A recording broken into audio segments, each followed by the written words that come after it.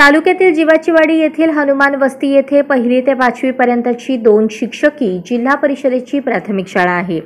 या शाळेवरील एका शिक्षकाची निवडणूक कामासाठी नियुक्ती केली असल्याने पालकांनी शाळेला 5 जानेवारी रोजी सकाळी कुलूप ठोकून शाळा बंद करून हनुमान वस्ती येथील पालकांनी तहसीलदार, गटशिक्षणाधिकारी यांच्याकडे शिक्षकांची मागणी केली।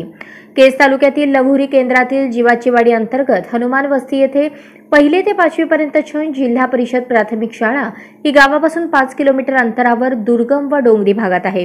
त्या ठिकाणी 2 शिक्षक कार्यरत होते, मात्र तहसीलदारांनी शिक्षण विभागास पाठवलेल्या शिक्षकाच्या यादी व्यतिरिक्त व बीपीओच्या परस्पर या शाळेवरील एका शिक्षकाची निवडणूक कामासाठी नियुक्ती केली आहे। तालुक्यात अनेक ठिकाणी 10-12 शिक्षक स्टाफ संख्या असणाऱ्या जिल्हा परिषदेच्या कार्यरत मोठ्या शाळा असताना त्या शाळांना वगळून व त्यांच्याकडे दुर्लक्ष करून 2 शिक्षकीत शाळेतील शिक्षकाची तहसीलदारांनी नियुक्ती का केली याबद्दल उलटसुलट चर्चेला उधाण आले आहे।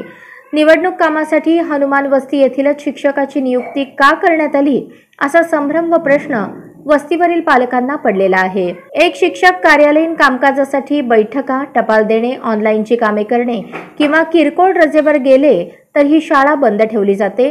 त्यामुळे नियुक्ती केलेल्या हनुमान वस्तीवरील शिक्षकाची नियुक्ती रद्द करून बहुसंख्य शिक्षक असलेल्या शाळेतील शिक्षकाची निवडणूक कामासाठी नियुक्ती करावी अशी मागणी येथील पालकांनी तहसीलदार व गटशिक्षणाधिकारी यांच्याकडे निवेदनाद्वारे केली आहे।